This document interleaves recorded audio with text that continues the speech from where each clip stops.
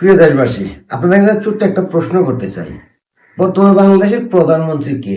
তারেক রহমান নাকি ডক্টর ইউনূস? দেশ পরিচালনা কে করতেছে?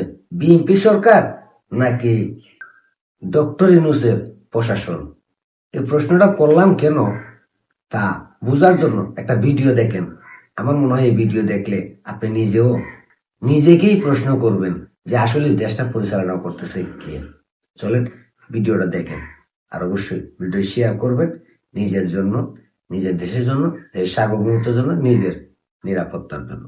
আমার নাম সালমান মাহমুদ। আমি গত বৃহস্পতিবার একটা আমার মাইলস্টোন ট্র্যাজেডি যে বিমান বিধ্বস্তের যে দুর্ঘটনায় যে নিহত হয়েছে, আমি এই ব্যাপারে চিফ জুডিশিয়াল ম্যাজিস্ট্রেটের একটা মামলা করেছি এবং এই মামলাটা গ্রহণ করেছে এবং গ্রহণ করার পর মামলাটা খারিজ করেছে আর কি। এটার প্রেক্ষিতে আমি আপনাদেরকে কিছু বিষয় জানাতে চাচ্ছি যে শুক্রবার রাত্রে বিগত প্রায় 2টা-3টা বাজে আমি যেখানে চাকরি করি ওখানে 20-30 জন পুলিশ আমাকে খুঁজছিল এবং আমার নিজ গ্রামে, আমার নিজ বাড়িতে আশেপাশে প্রতিবেশীদের বাসায় পুলিশ আমাকে তল্লাশি করে খুঁজছিল যে আমি আছি কিনা। প্রতিবেশীরা জানতে চাইল কেন, যে বললো ওনার নামে ওয়ারেন্ট আছে, ওই ওয়ারেন্ট যেহেতু আছে আমরা ওনাকে ধরতে আসছি আর কি। তো পাশাপাশি গতকাল বাঙালিয়া আর্মি ক্যাম্প থেকে ওয়ারেন্ট অফিসার আমাকে জিজ্ঞাসা করলো যে আপনি কি করেন, আপনি কোথায় চাকরি করেন, আপনার ওয়াইফ কোথায় থাকেন, কি কি চাকরি করে, এই বিষয়গুলো কিন্তু ওনারা জানতে চেয়েছে। আমি কিন্তু ওনাদেরকে বলেছি। তো বলার পর আজকে সকালে নাকি আবার আমার নিজ এলাকার মধ্যে আর্মিরা নাকি আমাকে খুঁজছে, খোঁজখবর নিচ্ছে। তো আসলে আমি খুব নিরাপত্তাহীনতায় ভুগছি এখন। যে মামলা করাটা কি আমার অপরাধ ছিল? আমি আমার ছেলের বিচার চেয়েছি, আমি আমার ছেলের যে বিচারের প্রেক্ষিতে আমি ক্ষতিপূরণ চেয়েছি এবং বিগত সরকারে আমাকে কোনো কিছু সুরাহা করে নাই এবং আমি বিভিন্ন দপ্তরে আমি ঘুরেছি, কিন্তু সুরাহা কোনো কিছু পাইনি। তো সেই ক্ষেত্রে আমি, আমার ছেলে তো মারা গেছে, যে আমার তো কিছু নাই, আমার তো কিছু নাই। আমার স্বপ্ন ছিল ছেলেকে নিয়ে কোনো কিছু একটা করার একটা স্বপ্ন ছিল, আমার তো সব স্বপ্ন ভেঙে গেছে। তো এখন যা দেখছি যে আমি কেন মামলা করবো, যাদের বিরুদ্ধে আমি মামলা করেছি কেন তাদের বিরুদ্ধে আমি মামলা করলাম, এটা যে আমাকে শাস্তি দেওয়ার জন্য এখন আমাকে পুলিশ খুঁজছে, আর্মি খুঁজছে। আমি কিন্তু আমি আমার জীবনযাপনটা বলতে গেলে অনিশ্চিত হয়ে যাচ্ছে আমার। এটার জন্য আমি বাংলাদেশের জাতীয়তাবাদী প্রধানমন্ত্রী, স্বরাষ্ট্রমন্ত্রী এবং বিশেষ করে আমি প্রধানমন্ত্রীর কাছে আমার অনুরোধ থাকবে যে আমাকে সুস্থ সুরাহা করে যাতে আমরা সুন্দর জীবনযাপন করতে পারি, সেই আশায় আমি কিন্তু প্রধানমন্ত্রীর প্রতি আস্থা রাখছি এবং রাখি। আশা করি অচিরে প্রধানমন্ত্রী আমাদেরকে দেখবে। কিন্তু প্রধানমন্ত্রীর কাছে আমার একটাই আবেদন থাকবে যে যাতে আমি সুন্দর জীবনযাপন করতে পারি, কিন্তু নিরাপত্তাহীনতা না বলি মতো প্রধানমন্ত্রী আমাকে সেই সুব্যবস্থা গ্রহণ করবে, এটা প্রত্যাশা করি। এবার নিশ্চয়ই বুঝতে পারছেন আমি কেন প্রশ্ন করছি বর্তমান দেশের প্রধানমন্ত্রীকে, কারা দেশ চালাচ্ছে। ভাই, মাইলস্টোনের বিমান দুর্ঘটনা ঘটছে ইউনূস সরকারের আমলে।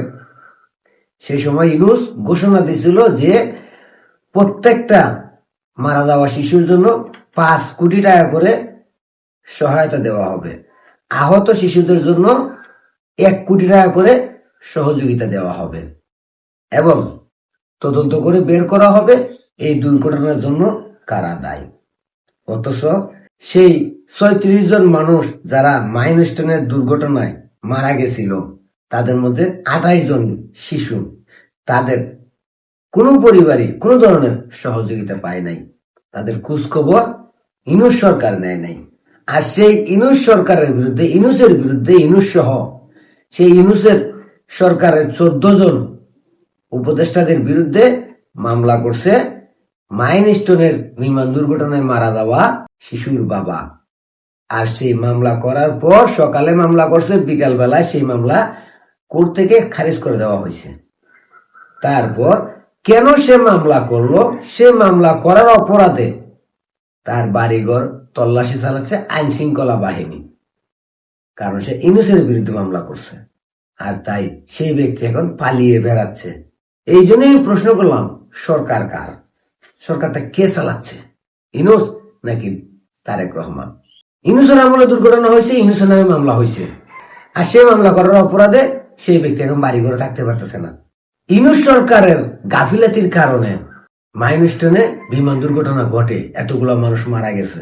ইউনূসের কুকর্মকে ধামাচাপা দেওয়ার জন্য, ইউনূসকে বাঁচানোর জন্য কি বিএনপি সরকার টেন্ডার নিয়ে রাখছে নাকি বিএনপি সরকারকে ইনুস বসাইছে যাতে ইনুসকে সেফ এক্সিট দেওয়া যায়, ইনুসের যত আকাম কুকাম আছে সবকিছু থেকে ইনুস বেঁচে থাকতে পারে? কি মনে হয় আপনাদের? জবাব আপনারা দিবেন, উত্তর আপনারা দিবেন নিজ নিজ বিবেক থেকে, নিজের মন থেকে উত্তরটা অবশ্যই দিবেন। ইনুসের বিরুদ্ধে মামলা করাটা কি এই ব্যক্তির অপরাধ, নাকি ইনুস যে এই 18 মাসে এই বাংলাদেশটাকে ধ্বংস করছে, বাংলাদেশকে আমেরিকার গোলাম বানাইছে, মাইলস্টোনের দুর্ঘটনায় 36 জন শিশু মারা গেছে, হামের টিকা না দেওয়ার কারণে 300-র উপরে শিশু বাচ্চা মারা গেছে, এগুলার জন্য ইউনূসকে শাস্তির আওতায় আনার দায়িত্ব কার? তারেক রহমানের, বিএনপি সরকারের, নাকি দেশের জনগণের? কার এই দায়িত্ব? ইউনূসের বিরুদ্ধে কথা বললে কেন পালিয়ে বেড়াতে হবে? প্রশ্ন রাখলাম আপনাদের কাছে, উত্তর আপনারাই দিবেন।